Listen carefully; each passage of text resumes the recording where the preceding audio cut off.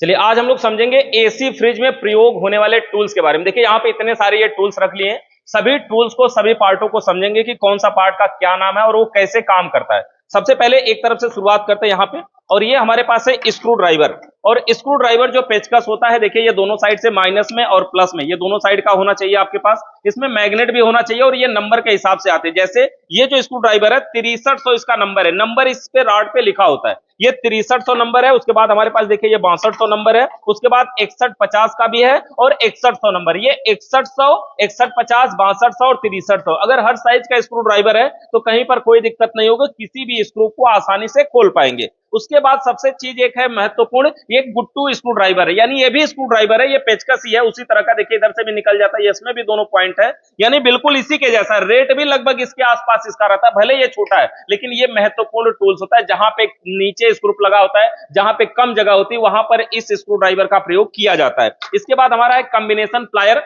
Combination plier का मतलब ये नॉर्मल पिलास होता है, इसको कॉम्बिनेशन प्लायर इसलिए बोला जाता है क्योंकि ये कई कामों का कंबाइंड रूप होता है, जैसे आगे से पकड़ना, नीचे से दबाना और जड़ से यहां से काटना या पीछे से तार वगैरह काटना। तो ये कई कामों का कंबाइंड रूप है, इसलिए इसे कॉम्बिनेशन प्लायर के नाम से जाना जाता है। अब इसके बाद देखिए नोज प्लायर है, इसको नोज प्लायर बोलते हैं, कई जगह पे इसको तोता प्लायर भी या अलग अलग नामों से बोलते हैं। इससे कोई नट पतला हो, कहीं पे हो, पकड़ के खींचना हो, दबाना हो, पकड़ना हो, थिम्बल वगैरह को बैठाने के लिए भी इसका प्रयोग बहुत किया जाता है। तो इस तरह से ये हो गया हमारा नोज प्लायर। उसके बाद है ये वायर स्टीपर, वायर कटर या फिर इंसुलेटर कटर, तीनों नामों से इसको जानते हैं। तार को काटने छीलने के लिए इसका प्रयोग किया जाता है, तो ये भी हमारे पास होना जरूरी है। इसके बाद ये है हमारे पास हैमर। हैमर का मतलब होता है लोहे का हथौड़ा, और उसके बाद दूसरा हथौड़ा है मैलेट, ये है प्लास्टिक का, यानी कि मैलेट का मतलब होता है प्लास्टिक का हथौड़ा, और इसका प्रयोग वहां किया जाता है जहां कम चोट मारनी हो, जहां पे कोई बॉडी हो, कोई टेढ़ा हो गया, अगर लोहा से मारेंगे तो टूट सकता है, फट सकता है, कट सकता है, लेकिन अगर इस मैलेट से मारते हैं तो कुछ भी उसमें नुकसान नहीं होगा। तो इस तरह से हमारा ये हो गया मैलेट यानी प्लास्टिक का हथौड़ा। उसके बाद हमारा चीजल यानी कि छीनी। इस तरह की छीनी भी अगर मार्केट में नहीं मिल रही तो ऐसे देखिए सरिया का लेकर के ऐसे आगे से पतला करके ऐसा बनवा सकते हैं। इससे क्या होगा, जब कभी दीवार वगैरह तोड़नी हो, पाइप को आर पार करना हो, तो ड्रिल मारने के बाद भी थोड़ा बहुत साफ करना हो तो वहां पर इसकी जरूरत पड़ती है, यानी इंस्टॉलेशन वगैरह के समय में इसकी जरूरत पड़ती है। उसके बाद हमारे पास है फाइल। फाइल का मतलब होता है रेती। ये जो रेती है, इस तरह से जब कहीं पे तार में जंग लग जाता है, कोई थिम्बल में जंग लग जाता है, कहीं पर कार्बन आ जाता है, बैटरी के प्लस या माइनस वाले पॉइंट पे आ जाता है, तो वहां पर हम इससे रगड़ करके उसके कार्बन को खत्म करते हैं, सही करते हैं। तो इस तरह से एक रेती रखना चाहिए, वो भी छोटी साइज की रखना चाहिए, काम हो जाता है, बहुत बड़ी रखने की जरूरत नहीं है। छोटी रेती से यानी छोटी फाइल से हमारा काम हो जाता है। उसके बाद यहां पर देखेंगे ये हमारे पास है एडजस्टेबल रिंच। एडजस्टेबल रिंच का मतलब है सलाई रिंच, स्लाइड, इसका पूरा नाम वैसे होता है सलाई रिंच लोग बोलते हैं। स्लाइड होता है, स्लाइड का मतलब होता है सरकाना, ये सरकाने वाला रिंच है। मतलब अगर हम यहां से देखो ऐसे खोलेंगे तो इसका मुंह बड़ा होता है, ऐसे बंद करेंगे तो इसका मुंह छोटा होता है, तो इस तरह से ये स्लाइड रिंच है। यहां पर देखेंगे दो रिंच है और दोनों की साइज अलग अलग है, तो हमारे पास इन्हीं दोनों की जरूरत पड़ती है हमारे एसी फ्रिज के सिस्टम में। एक है 8 नंबर का, यहाँ पे 8 देखिए लिखा हुआ है, और एक है 10 नंबर का, यानी 8 और 10 नंबर का हमारे पास दो सलाई रिंच हो तो हमारे सभी काम हो जाते हैं एसी में। तो इस तरह से हमारे पास स्लाइड रिंच होना चाहिए। एलन की होना चाहिए, देखिए यहाँ पे एक एलन की दिख रही है, वैसे तो ये मोटी है, इसका प्रयोग नहीं होता है। हमारे एसी फ्रिज के सिस्टम में जिस एलन की का प्रयोग होता है वो 4 नंबर, 5 नंबर या फिर 6 नंबर का प्रयोग किया जाता है। एलन की के द्वारा एसी में गैस लॉक करना, गैस को खोलना, कई सारे काम किए जाते हैं। तो इस तरह से हमारे पास एलन की का पूरा सेट होना चाहिए जिसमें सभी साइज रहे। इसके बाद देखिए ये इंची टेप है, मेजर टेप है, कहीं छोटी जगह पे ऐसा नापना हो तो इस तरह का स्टील भी रख सकते हैं। और इसके बाद ये हमारा देखिए ब्रिजिंग रॉड, कापर का है, ये कापर ऑक्साइड का बना होता है। इस तरह से एक रॉड होता है, ये ब्रिजिंग रॉड। देखिए अगर ज्यादा मात्रा में जब इसको खरीदते हैं ना, ये किलो के भाव मिलता है, और नहीं तो अगर 1 2 4 5 10 खरीदेंगे तो ये गिन के पीस के हिसाब से भी मिल जाता है, ऐसे एक रॉड या 2 रॉड इस तरह से मिलता है। तो ये ब्रिजिंग रॉड है, कापर ऑक्साइड का बना होता है, बहुत हार्ड होता है, इसको तोड़ने से ये जल्दी मुड़ता नहीं है, टूट के कई टुकड़ों में बिखर जाता है। ऐसे पकड़ के कभी इसको ना किसी के सामने तोड़ना नहीं चाहिए, क्योंकि अगर इसको तोड़ेंगे तो एक टुकड़ा नहीं निकलेगा, 2-3 टुकड़ों में इधर उधर बिखर जाएगा और किसी की आंख वगैरह में जाकर के लग सकता है, दिक्कत हो जाएगी। ये हमारा ब्रिजिंग रॉड है, आग के संपर्क में आने से बहुत जल्दी पानी के जैसा पिघल जाता है। जैसे सोल्डिंग करते समय सोल्डर के साथ हम रांगा का प्रयोग करते हैं, ठीक उसी प्रकार से वेल्डिंग करते समय ब्रिजिंग, ये वेल्डिंग गन के साथ हम इस ब्रिजिंग रॉड का प्रयोग करते हैं। ब्रिजिंग रॉड के बाद यहाँ पर देखिए हमारे पास है ब्यूटेन गैस। ब्यूटेन गैस हम आगे भी दिखाएंगे, और यहाँ पर इसमें देखिए ये 35% एक्स्ट्रा लिखा हुआ है, 225 ग्राम का कैन है इस तरह से, और इसमें ब्यूटेन गैस है, ये वेल्डिंग करने के काम में आता है, यानी वेल्डिंग करने के लिए। और इसमें जो गन लगता है वेल्डिंग करने के लिए, देखिए इस तरह का है।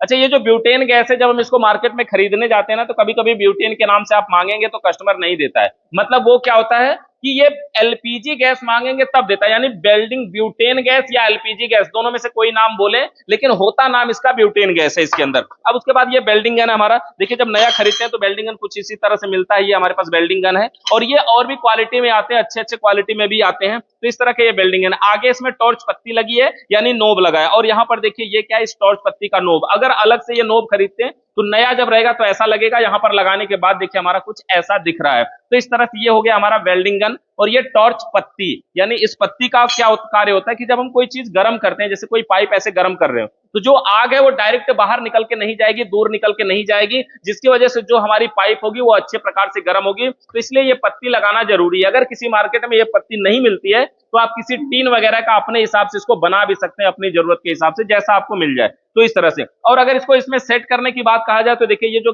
इसका नोब है, यानी इसका जो रेगुलेटर जहां से इस गैस को कम तेज किया जाएगा, यहां पर देखेंगे थोड़ी सी प्लास्टिक ऐसे निकली हुई है इसमें गन में, और जो कैन होता है उसमें भी देखेंगे एक जगह ऐसा कट होता है, तो इसी कट के सीध में इस प्लास्टिक को ऐसे लगाना है, और जैसे बल्ब लगाते हैं होल्डर के साथ, उसी तरह से इसको लगा करके बस खाली थोड़ा सा घुमा देना है, बस आराम से ये उसमें लग करके बैठ जाता है, ऐसे लगा के बस ऐसे घुमा देना है, फिर ऐसे खोलेंगे तो देखिए इसमें से गैस निकलना शुरू हो जाती है। तो इस तरह से ये हमारा हो गया वेल्डिंग गन। और ये वेल्डिंग गन है, ये टॉर्च पत्ती है, फ्लेम रिफ्लेक्टर के नाम से भी इसको जाना जाता है। रिफ्लेक्टर का मतलब आग को रोकने वाला, वापस करने वाला।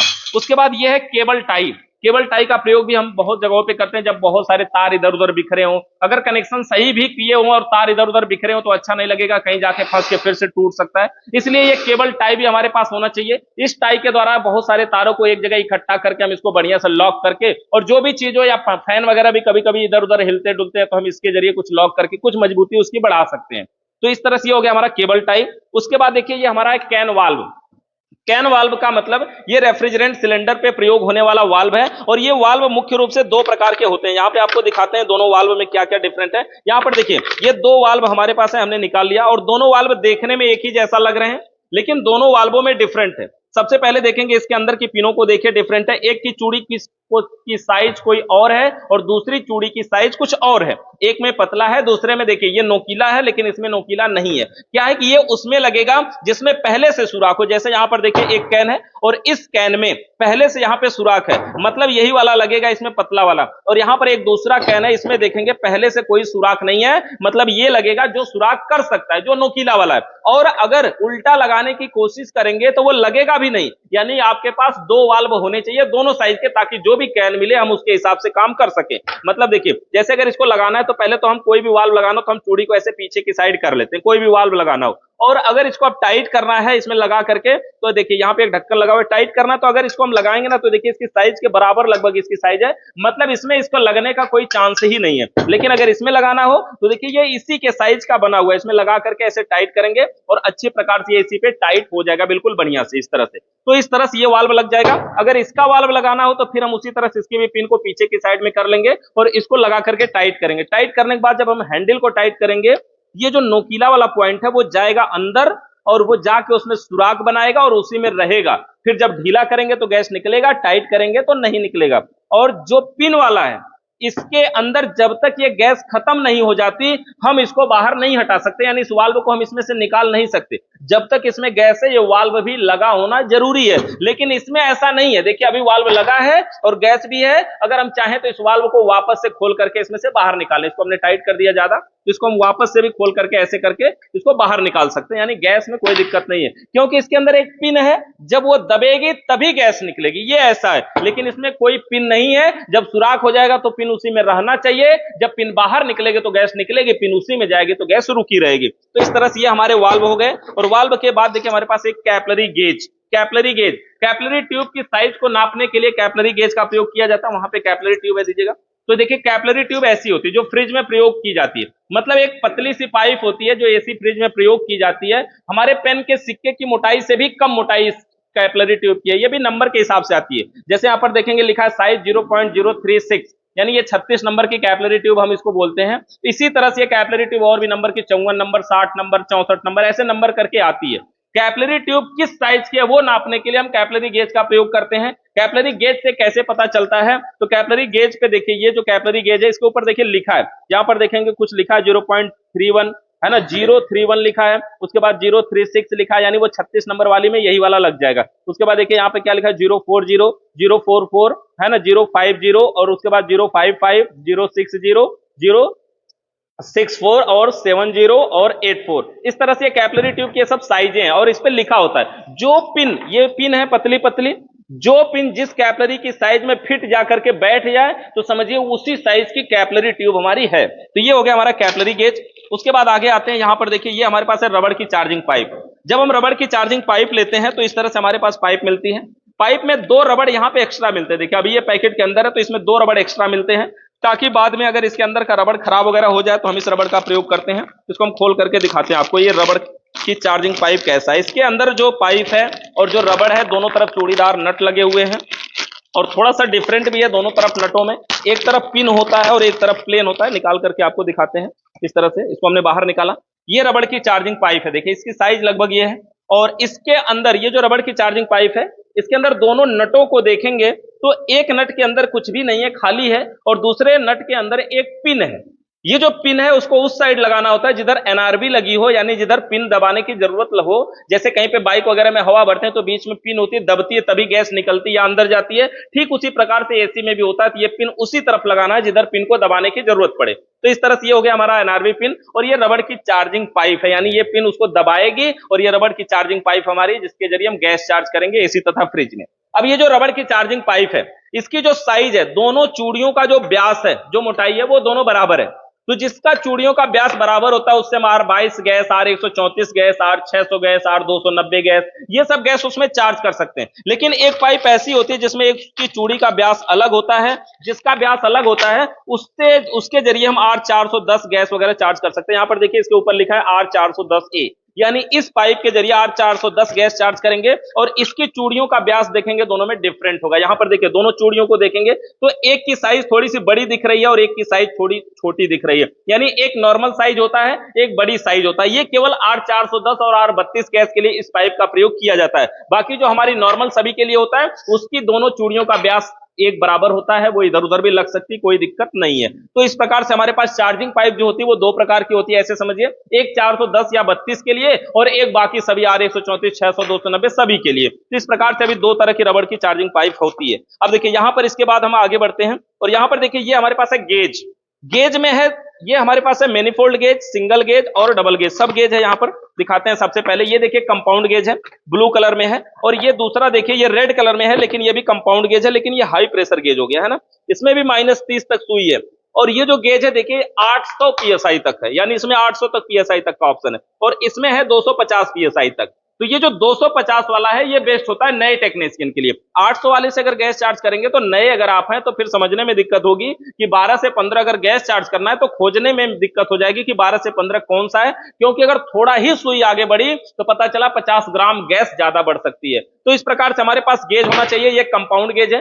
गेज में दो सिरे होते हैं, देखिए यहां पर नीचे भी रबड़ लगा है, साइड में भी रबड़ लगा है। यहां पर नीचे की साइड का सिरा, जो निचला सिरा होता है, इसको वहां जोड़ते हैं जहां पे गैस भरना हो। जैसे फ्रिज में भर रहे हो तो ये निचला सिरा फ्रिज में जुड़ेगा, एसी में भर रहे हो तो निचला सिरा एसी में जुड़ेगा, वाटर कूलर में भर रहे हो तो निचला सिरा वाटर कूलर में, डीप फ्रीजर में मतलब निचला सिरा डीप फ्रीजर में। यानी ये निचला सिरा वहां भरा जाता है जहां पे गैस भरना हो, जहां पे गैस चार्ज करना हो। और ये जो साइड वाला सिरा होता है इसको हम इनपुट बोल सकते हैं, मतलब इससे गैस आती है। इसको वर्कशॉप कंप्रेसर में जोड़ा जा सकता है, इसको वैक्यूम पंप में जोड़ा जा सकता है, इसको गैस में जोड़ा जा सकता है, रेफ्रिजरेंट कैन के साथ जोड़ा जा सकता है, सिलेंडर के साथ जोड़ा जा सकता है। और ये निचला सिरा हमेशा सिस्टम में जोड़ा जाता है, इसको उल्टा नहीं करना है। इसको ध्यान देना है कि निचला सिरा ही सिस्टम में होना चाहिए, नहीं तो फिर ये गेज सुई कुछ और बताएगी, प्रेशर कुछ और होगा, सुई कुछ और बताएगी। इस तरह से ये सिंगल सिंगल गेज भी हम ले सकते हैं और हम चाहें तो मैनिफोल्ड गेज भी ले सकते हैं। ये देखिए मैनिफोल्ड गेज है। प्रेशर गेज कंपाउंड गेज का मिश्रित रूप होता है, यानी इसमें प्रेशर गेज रेड कलर में है,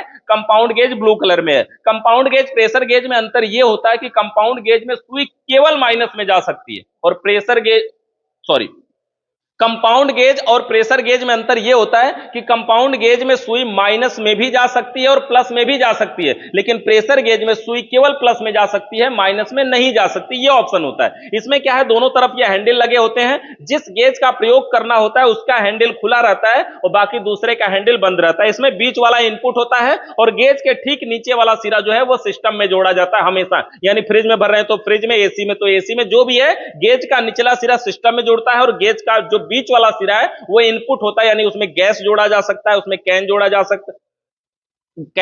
सकता है, उसमें वैक्यूम पंप जोड़ा जा सकता है। ये सब है बीच वाला इनपुट है और साइड साइड वाले आउटपुट है। एक समय में एक ही गेज का हम प्रयोग करते हैं। और अगर इस तरह का मैनिफोल्ड गेज लेते हैं तो देखिए इस तरह का एक हैंडल भी मिलता है और ये जो हैंडल है इसमें टाइट किया जाता है। यहां पर एक नट होता है, इसमें लगा करके देखिए ऐसे टाइट कर लेंगे तो इससे क्या होता है, जब एसी फ्रिज का कहीं काम करेंगे ना तो ऐसे लगा करके इसको कहीं लटका देंगे तो फिर किसी के पकड़ने की जरूरत नहीं पड़ेगी। पीछे कंडेंसर वगैरह में इसको टांग देते हैं। उसके बाद यहां पर देखेंगे 3 रबड़ की चार्जिंग पाइप है। ये रबड़ की चार्जिंग पाइप इसके साथ में मिलती है। 3 है, इसमें ब्लू है, येलो है और रेड कलर का है। जो ब्लू कलर का है उसको ब्लू के नीचे लगाना चाहिए, जो रेड का है उसको रेड के नीचे लगाना चाहिए और जो येलो कलर की पाइप है उसको बीच वाले में लगाना चाहिए। ये नियम है, लेकिन अगर आप बदल देते हैं, इधर उधर लगाते हैं तो उससे कोई फर्क नहीं पड़ता, कोई नुकसान नहीं होने वाला। ये हो गया हमारा मैनिफोल्ड गेज। इसके बाद आगे बढ़ते हैं। यहां पर देखिए ये हमारे सर्विस पंप की चीजें हैं, वहां पर है रखा हुआ है। उसके आगे दिखाते हैं।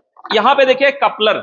कपलर का मतलब होता है दो पाइपों को आपस में जोड़ने के लिए कपलर का प्रयोग करते हैं, वो भी अस्थायी रूप से। मतलब समझिए जैसे ये रबड़ की पाइप है, चार्जिंग पाइप है, इस पाइप को अगर जोड़ना हो तो देखिए ये इसकी जो चूड़ी है ये इसी के बराबर होती है, ये इस पे लग जाएगी। और इसमें अगर कोई कापर की पाइप जोड़ना है तो उसको भी हम आराम से जोड़ सकते हैं। इस तरह से देखिए ये एक तरफ जुड़ गया और कापर की पाइप इसमें लगा करके बिना वेल्डिंग किए कापर और लोहे की पाइप को अगर आपस में जोड़ना पड़े तो इस कपलर के द्वारा हम जोड़ते हैं। कोई पाइप यहां पर है तो दिखाइए, वो बड़ी वाली ही पाइप दे दीजिए जो ज्यादा वाली है। जैसे देखिए दिखाते हैं आपको, जो कापर की पाइप है उसको हम कैसे जोड़ सकते हैं। ये जैसे कापर की पाइप है हमारे पास, बड़ी साइज में है, कोई बात नहीं, हम इसको जोड़ के दिखाते हैं। ऐसे कापर की पाइप है, अगर इसको जोड़ना पड़े इसमें तो क्या करना होगा, केवल इसको खोल लेना है इसमें से बाहर।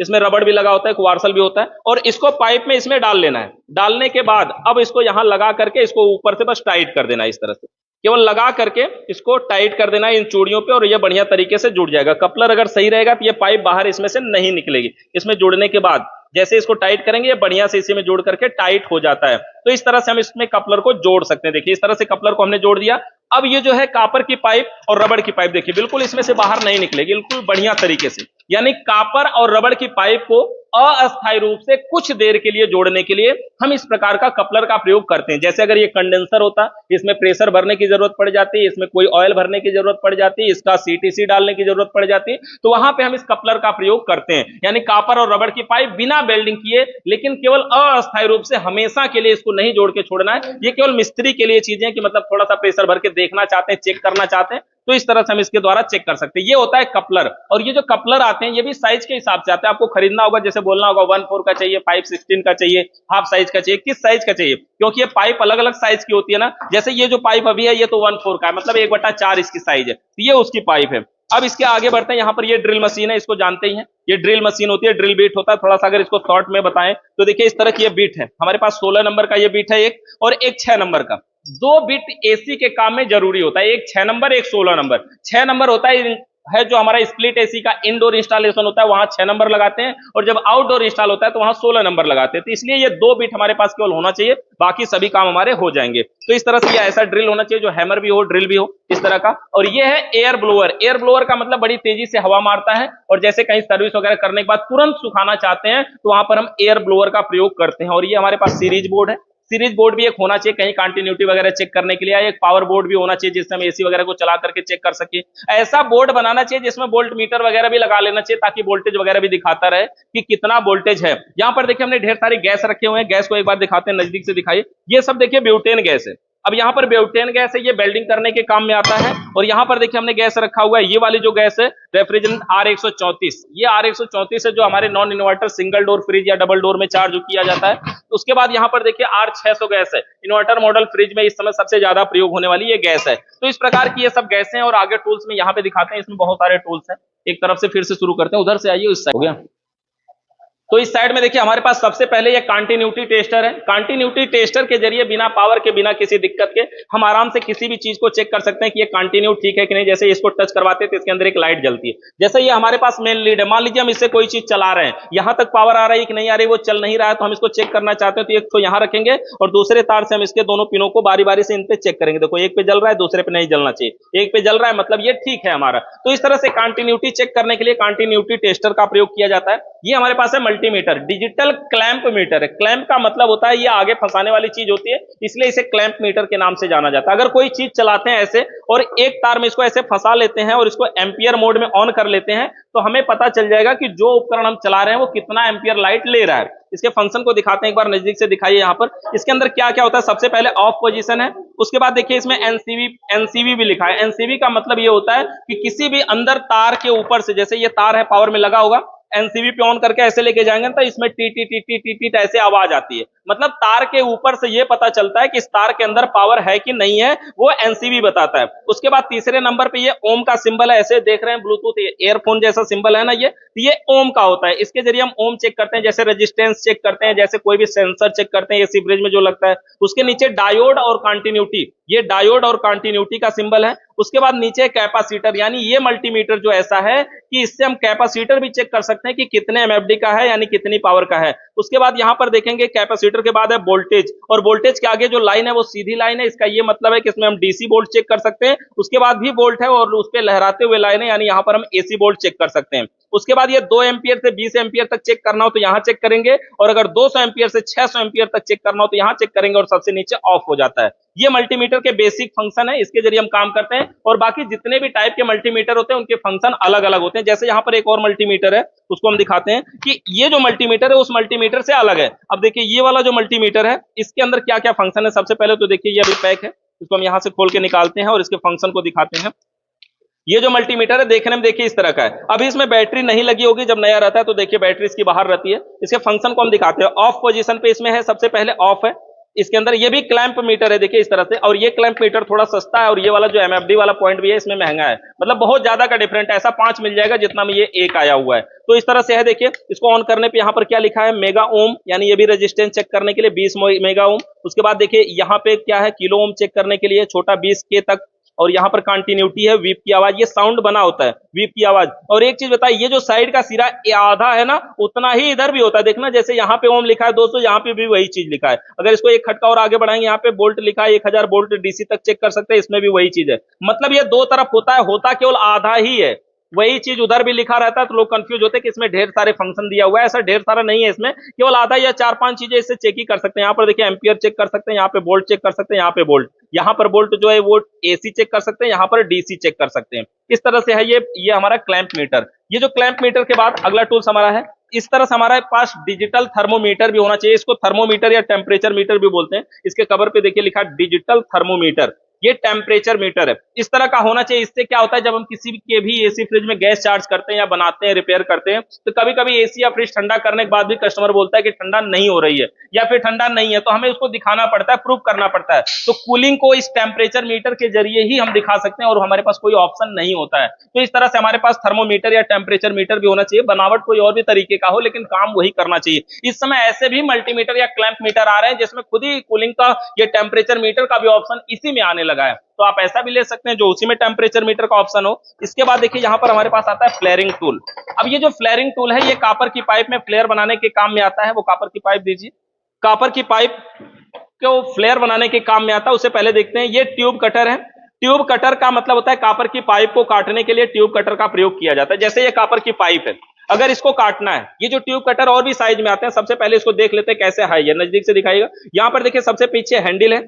इस हैंडल को ऐसे अगर हम ढीला करते हैं तो ये क्या होता है, यहां से दूर जाता है। जब हम इसको टाइट करते हैं तो ये आगे जाता है। इस तरह से इसमें पकड़ता है। और ये जो अंग्रेजी के ऐसे देखिए, ऐसे करने पे ऐसे वी जैसा, अंग्रेजी का वी अक्षर जैसा दिख रहा है ना, मतलब इसको हम वी ब्लॉक बोलते हैं। अगर किसी पाइप को काटना हो, जैसे ये पाइप है, अगर इसको काटना तो हम क्या करेंगे, इसमें पाइप को रखेंगे और इसको टाइट करेंगे। टाइट कभी इतना नहीं कर देना कि पाइप दब के पिचक जाए, थोड़ा सा टाइट करेंगे, फिर इसके ऊपर घुमाएंगे, फिर थोड़ा सा टाइट करेंगे, इसी के ऊपर घुमाएंगे। ऐसे केवल 2-3 बार ऐसे टाइट करेंगे और घुमाएंगे, ये पाइप कट जाएगी। और कटी कैसी है देखिए, बिल्कुल बढ़िया गोल और मुलायम तरीके से कट जाएगी। अब ये पाइप कट चुकी है। कटने के बाद इसमें फ्लेयर बनाना होता है हमें, अगर कभी जरूरत पड़ती है फ्लेयर बनाने की। तो फ्लेयर कैसे बनाते हैं, वहां पे फ्लेयर नट होगा, 1/4 साइज वाला इस पतले साइज का फ्लेयर नट किसी डब्बा में था, हाँ इसी में है। तो देखिए ये फ्लेयर नट लगाने के लिए हम फ्लेयर बनाते हैं। जैसे ये नट है, अगर इस पाइप में लगाना है, मतलब इस पाइप को कहीं टाइट करना है नट के जरिए, तो हम क्या करें, अगर इधर से डालेंगे तो ये इधर से निकल जाएगा अभी, लेकिन हम चाहते हैं फ्लेयर बना ले यहाँ कि ये नट इसमें ना निकले। तो हमें कैसे बनाना होता है, इस तरह से हमारे पास फ्लेयरिंग टूल का ये ब्लॉक है और ये योक है, ये दोनों मिल करके फ्लेयरिंग टूल के नाम से जाने जाते हैं। ये केवल एक ही फ्लेयरिंग टूल नहीं है, ये भी और ये भी दोनों मिलकर फ्लेयरिंग टूल बोलते हैं, और अलग अलग बोले तो इसको ब्लॉक बोलते हैं, इसको योक बोलते हैं। और सबसे पहले ब्लॉक में पाइप को लॉक किया जाता है। पाइप लॉक करने के लिए इसमें अलग अलग साइज बने होते हैं, इस पे लिखा होता है जैसे 1/2, 7/16, 3/8, 5/16, 1/4, 3/16, 5/8, इस तरह से इसमें अलग अलग साइज के साइज बने हुए हैं। अब ये जो सांचे बने हुए हैं इसी में हमें पाइप को लगाना है। हमारी जो पाइप है 1/4 की है, यानी 1/4 की है। यहाँ पर देखिए 1/4 इस वाले पे लिखा हुआ है, तो क्या करना हमें, A14 यानी 1/4 वाले पे हम इसको लगाएंगे। लगाने के लिए भी ये ध्यान देना है कि इसका जो बारी है, किनारा ऐसे देखिए गोल सा बना हुआ है, एक साइड में इधर पूरा गोल सा बना है, लेकिन दूसरी साइड की जो बारी है वो खड़ी बारी है। तो हमें खड़ी बारी की साइड नहीं लगाना है, इस साइड में जिधर गोल बना हुआ है उसी साइड में इसको लगाना है। तो इस तरह से देखिए हम इसको लगाते हैं, यहां पे हम इसको लगाते हैं, और लगाने के बाद इसको थोड़ा सा ही बिल्कुल बाहर निकालना और इसको लगा करके ऐसे टाइट कर देना है। देखिए इस प्रकार से हम इसको टाइट कर देते हैं। अब इसको हमने टाइट कर दिया।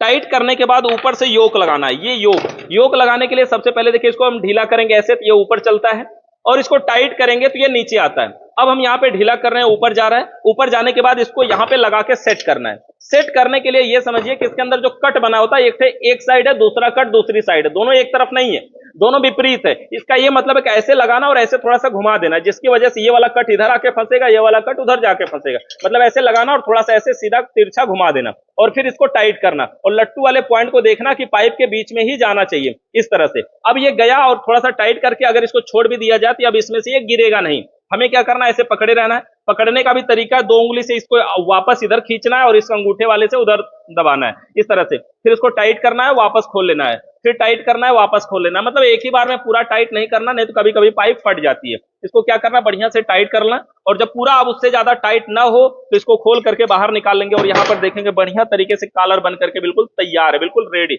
अब हम क्या करें, इसको हम निकाल लेते हैं इसमें से। कॉलर में बना लिया हमने फ्लेयरिंग टूल के जरिए, इसको निकाल लेते हैं। और निकालने के बाद अगर अब हम इस फ्लेयर नट को लगाएं, तो इस नट को देखिए अगर इधर से हम लगाएंगे और यहाँ पर लगाएंगे, तो अब इसमें से ये बाहर नहीं निकलेगा और बिल्कुल बढ़िया तरीके से बैठ जाएगा। कहीं पर हम इसको टाइट कर दे तो इतना बढ़िया बैठेगा कि इसमें गैस तक लीक नहीं करेगी, इतना बढ़िया ये बैठ जाएगा। तो इस तरह से हमारे पास ये फ्लेयरिंग टूल है। फ्लेयरिंग टूल को 2 भाग होते हैं, जिसमें एक का नाम ब्लॉक, दूसरा का नाम योक होता है, और ये ट्यूब कटर है जिसके जरिए हम पाइप को काटते हैं। अब हमारे पास एक और टूल्स है, ये नाम है इसका स्वैंगिंग टूल। स्वैंगिंग टूल का मतलब होता है कॉपर की पाइप के भीतरी व्यास को बढ़ाने के लिए। जैसे ये पाइप हमारे पास है, ये वाली जो हमारी पाइप है, इस पाइप को अभी अभी हमने इसी पाइप में से काटा है। मतलब इसकी दोनों की साइज देखिए, दोनों की साइज बिल्कुल बराबर है। एक पाइप को किसी दूसरे में डालेंगे तो जाएगी नहीं, और जब नहीं जाएगी तो हमें क्या करना है, किसी एक के व्यास को या तो हम बढ़ाएं या घटाएं। तो घटाना नहीं है, बढ़ाना है, तो किसी एक के व्यास को बढ़ाना पड़ेगा। बढ़ाने के लिए हम क्या करेंगे, इसी ब्लॉक में पाइप को लगा करके ऐसे पकड़ लेंगे, थोड़ा सा ऊपर करके ऐसे, इसी तरह से थोड़ा सा बाहर निकाल करके इसको ऐसे पकड़ लेंगे ऐसे, और फिर इसको हम टाइट कर देंगे बढ़िया से। 1/4 वाले में ही अपने साइज में लगाएंगे, और यहां पर ये जो हमारा स्वैंगिंग टूल है, इसको इसके बीच में ऐसे रखेंगे और हैमर लेकर के इसको ऊपर से ऐसे ठोकेंगे, ऐसे थोड़ा सा ठोकेंगे, फिर रुक जाएंगे और इसको देख लेंगे कि कहीं मुड़ा तो नहीं ना है। फिर ऐसे रुक करके फिर थोड़ा सा इसको ठोकेंगे ऐसे, और फिर रुक करके इसको देख लेंगे सब ठीक ठाक तो है ना। मतलब एक ही बार में ऐसा नहीं कि पूरा ठोकते, ऐसे रुक रुक करके हम ठोकेंगे और देखते रहेंगे। जब इसमें समझिए एक इसमें एक्स्ट्रा चला जाए तो समझिए दूसरी पाइप भी अब इसमें जा सकती है। ऐसे हम पाइप का व्यास बढ़ा दिए, और पाइप का व्यास बढ़ाने के बाद अब देखिए ये जो हमारी दूसरी पाइप है, ये इसके अंदर बड़े आराम से इसके अंदर तक चली जाएगी और बिल्कुल बढ़िया से इसमें सेट भी हो जाएगी। अब कोई दिक्कत नहीं है। यानी 2 पाइपों को आपस में जोड़ने के लिए हम स्वैंगिंग टूल का प्रयोग करते हैं, और स्वैंगिंग टूल के जरिए देखिए यहां पर ज्यादा पाइप बाहर निकलने की वजह से थोड़ा मुड़ गया ना, ऐसा होना नहीं चाहिए, बिल्कुल बढ़िया आना चाहिए। इस तरह से देखिए ये पाइप हमारी बिल्कुल फैल गई, और अब हम इसको ऊपर से बेल्डिंग करके इसको वापस से जोड़ सकते हैं। यानी 2 बराबर साइज की पाइप के भीतरी व्यास को अगर किसी को बढ़ाना चाहते हैं तो हमारे पास ये स्वैंगिंग टूल का प्रयोग किया जाएगा। स्वैंगिंग टूल ये 5 in 1 में है, यानी 5 का काम अकेले करने वाला है। ऐसा भी स्वैंगिंग टूल आता है जो सिंगल अलग अलग साइज का होता है। इसके बाद देखिए यहां पर हमारे पास मेजर टेप है। मेजर टेप भी हमारे पास होना चाहिए, कहीं भी एसी इंस्टॉल कर रहे हैं तो साइज वगैरह सब बराबर होना चाहिए, दूरी वगैरह देख करके लगाना चाहिए। एक केमिकल है WD-40, इसके जरिए हम कहीं पर भी कोई नट है, कोई जंग लगा हुआ चीज है जहां पे नहीं छोड़ रहा है, जल्दी से सही नहीं हो रहा है, तो हम इस तरह का WD-40 केमिकल उस पर यूज करेंगे।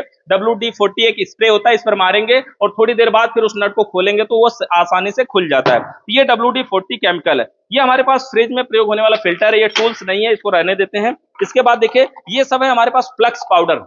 अब ये जो पाउडर है ना, इसका प्रयोग होता है जब हम कॉपर और लोहे की पाइप को आपस में अगर जोड़ते हैं तो फ्लक्स पाउडर का प्रयोग करना पड़ता है। अगर ये पाउडर नहीं लगाएंगे तो जो वेल्डिंग करते समय ये जो ब्रिजिंग राड का प्रयोग करेंगे, ये राड गोल गोल बन के पिघल पिघल के इधर उधर गिर जाएगा, इसलिए ये पाउडर लगाना जरूरी है। और ये पाउडर केवल जब लोहा और कॉपर जोड़ते हैं तभी लगाते हैं, कॉपर जोड़ते समय इस पाउडर को लगाना जरूरी नहीं है, यानी बिना इसके काम चल जाएगा। उसके बाद यहाँ पर देखिए ये हमारे पास है एनआरबी को दिखाते हैं खोल कर निकाल करके। नॉन रिटर्न वाल बहुत अच्छा टूल्स है, बहुत जरूरी टूल्स है, महत्वपूर्ण है। इस तरह से एनआरबी आता है। अगर इसके नट को ऊपर से खोलेंगे तो देखेंगे कि इसके अंदर एक पिन लगी हुई है। अगर इसमें हम इधर से अभी मुंह से फूके ना तो हवा दूसरी साइड इसमें से नहीं निकलेगी, क्योंकि ये पिन लगी हुई है। अगर पिन दबा करके इसको फूके तो हवा निकलेगी। मतलब ये पिन समझिए वैसे ही जैसे बाइक वगैरह में हवा भरने वाला पॉइंट होता है, उसी तरह का, बिल्कुल सेम उसी तरह का है। पिन दबेगा तो हवा अंदर भी जा सकती है, बाहर भी जा सकती है। अगर पिन नहीं दबेगा तो ना तो हवा बाहर जाएगी ना तो हवा अंदर जाएगी। इस तरह से एनआरबी होता है। अगर इस पिन को खोलना पड़े तो ये जो ढक्कन इसमें कवर दिया रहता है, उसी कवर के पिछले सिरे में ये चूड़ी भी दिया रहता है कि हम इस पिन को बाहर इसमें से निकाल सकें। अगर निकालेंगे इस पिन को बाहर तो देखने में कुछ ऐसा रहेगा। देखिए इस तरह का ये पिन इसके अंदर लगी होती है। ये पंचर बनाने वाले जो टायर में ट्यूब में होता है वो भी ऐसा ही होता है। तो इस तरह का ये हमारे पास पिन हो गया, इसी के अंदर इसको लगा करके टाइट कर देते हैं, इधर उधर रहता है तो खो जाता है। ये जो पिन है ये अलग से भी मार्केट में मिल जाती है, यानी ये पिन अलग से खरीदना अगर चाहते हैं तो मार्केट में मिल जाती है। जैसे देखिए यहाँ पर हमारे पास है, ये एक डिब्बी है छोटा सा, और इस डिब्बी के अंदर वही वाली पिन है और 25 पीस का ये पैकेट होता है। देखिए इस तरह का ये ढेर सारी पिन है। क्या कि वो पिन बार बार टूट जाती है और अगर पिन टूट गई तो हम इसको लगा सकते हैं। ये रबर चार्जिंग पाइप का भी पिन है, ये चार्जिंग पाइप वाली पिन है, इसकी पिन नहीं है, एनआरबी की पिन नहीं है, इस रबड़ की चार्जिंग पाइप वाली पिन है। यानी इसमें जो एक तरफ ये पिन होती है ना, इसकी वाली पिन ये वाला है। ठीक है, अब इसके बाद देखते हैं आगे क्या है। यहाँ पर देखिए हमारे पास रबड़ भी है। ये जो रबड़ है देखिए अलग तरीके का है। क्या है कि जो हमारे इसमें रबड़ पहले से लगा हुआ है ये उसी के जैसा रबड़ है, कलर केवल दूसरा है, दूसरे तरीके का दिख रहा है, लेकिन यही रबड़ है। ये रबड़ भी बार बार खो जाता है तो गैस लीक करती है, तो इस प्रकार का रबड़ हमारे पास अलग से भी होना चाहिए। ये पाइप बेंडर है, और ये पाइप बेंडर स्प्रिंग वाला बेंडर है, यानी किसी कॉपर की पाइप को अगर मोड़ना हो तो हम इस बेंडर के जरिए आराम से मोड़ सकते हैं। पाइप को इसमें डालना है और मोड़ लेना है। और स्प्रिंग वाला जो बेंडर होता है वो दो तरीके का आता है। एक तो ऐसा भी आता है कि पाइप के ऊपर से चढ़ा लिया जाए, एक ऐसा भी आता है कि पाइप के मतलब पाइप इसके अंदर जाए या फिर ये पाइप के अंदर जाए, दोनों तरीके के आते हैं। और उसके बाद अगर बड़े लेवल पे देखना चाहे तो देखिए ये हाफ साइज का पाइप बेंडर है, जो तगड़ा वाला है, बड़ा वाला है, मोटा वाला, इस प्रकार से बिल्कुल बड़ी साइज का। इसको पकड़ के ऐसे मोड़ना होता है और यहाँ पर दिखाता भी कि किस साइज में मोड़ रहा है, 45 डिग्री, 90 डिग्री, कितने डिग्री पे मोड़ रहा है वो भी इसमें दिखाता है। जैसे देखिए इस समय 90 डिग्री पे मुड़ गया यहाँ पर, और आगे बढ़ाएंगे इधर 180 डिग्री भी है। तो इस प्रकार से इसमें लिखा भी होता है कि कितना डिग्री हम मोड़ रहे हैं। और ये पाइप बेंडर बड़ा वाला हाफ साइज का है। उसके बाद ये भी हमारे पास बेंडर है। ये जो बेंडर है 3 in 1 है, यानी 3 का काम अकेले करने वाला बेंडर है। इस प्रकार का देखिए इसमें क्या है, 3 साइज की पाइपों को मोड़ने के लिए इसमें जगह दिया है। कौन कौन सी साइज मोड़ सकते हैं यहाँ पर लिखा है, देखिए 1/4, 5/16 और 3/6, 3 साइज की पाइपों को ये मोड़ सकता है। तो इस तरह का भी पाइप बेंडर होता है अलग अलग साइज का। अब देखिए यहाँ पे ये रेफ्रिजरेंट सिलेंडर है, इस तरह का सिलेंडर भी हमारे पास होना चाहिए। बहुत सारी ऐसी गैसें जैसे R32, R410, उनके लिए हमारे पास ऐसा ही सिलेंडर होना चाहिए, क्योंकि इसकी बॉडी जो है वो मजबूत होती है। जो हम कैन वाला लेते हैं, अब इसके अंदर अगर हाई प्रेशर गैस है, जैसे नीचे देखिए इसमें यहाँ पे जंग लगा हुआ है, अगर ऐसी जंग किसी हाई प्रेशर गैस के साथ लग जाए तो गैस फट सकती है, विस्फोट हो सकती है, कोई नुकसान हो सकता है। इसलिए जितनी भी हाई प्रेशर गैसें जैसे R32, R410, उनके लिए हमें ऐसा ही सिलेंडर प्रयोग करना चाहिए। बाकी कैन वगैरह हम फ्रिज वगैरह के लिए प्रयोग कर लें, कोई दिक्कत नहीं है। तो इस तरह का हमारे पास सिलेंडर भी होना चाहिए। इस सिलेंडर में जब गैस खत्म हो जाती है तो सिलेंडर लेके जाइए और गैस भरवा के लाइए। इस कैन में गैस खत्म होती है तो कैन को फेंक दिया जाता है, कैन से ही दूसरा गैस खरीद के लाया जाता है। इसमें कोई चीज इंस्टॉल कर रहे हैं, स्थापित कर रहे हैं, कहीं पे लगा रहे हैं, तो इस तरह का टेप होना चाहिए। सीधा पोजीशन पे रहेगा तो ये बीच में लिक्विड इसमें दिखता है, ये लिक्विड बीचों बीच है, तो समझिए बिल्कुल सीधा पोजीशन पे। अगर इधर जा रहा है तो टेढ़ा है, उधर भी जा रहा है तो भी टेढ़ा है। तो इस तरह से हो गया।